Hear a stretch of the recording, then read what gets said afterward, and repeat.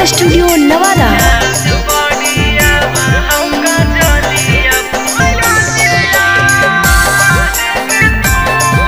Mix by Parveen Guddu.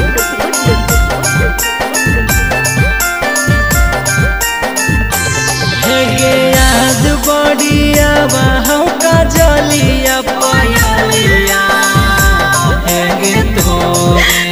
याद बढ़िया हम का जलिया पायलिया हेगे तोरे। आगे निंदिया के छौड़ी निंदिया नहीं आबो कौ सारी सारी रतिया कजलिया हेगे तोरे।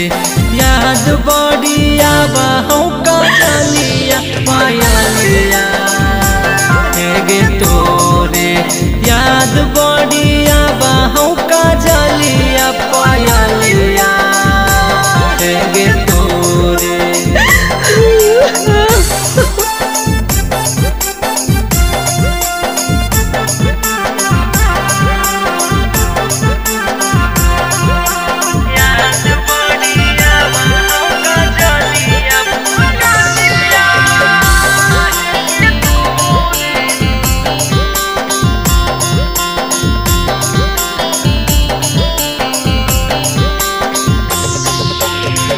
जन्म जन्म के छौड़ी साथे खैन किरिया कवन कसूरावा बनाइले दूरिया।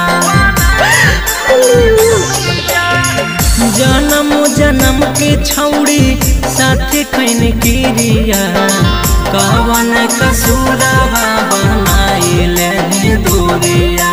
गे दिलावा छौड़ी तोड़ी के मोर दिलावा तू गेही कौना गलिया जलिया हेगे तोरे। याद बढ़िया बहु का जलिया पायलिया हेगे तोरे।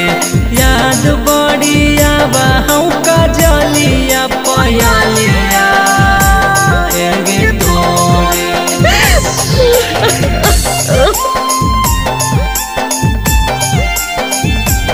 Halkat music recording studio Nawada.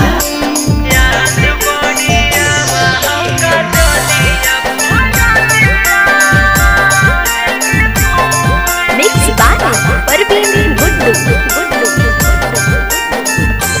हाँ कवन कसूर कलियो कहीं छौड़ी घाट गे छोड़ के चल गई अमर दीप के साथ गे। कवन कसूर कलियो कहीं छौड़ी घाट गे छोड़ के चल गई सुबोध सुन के साथ गे।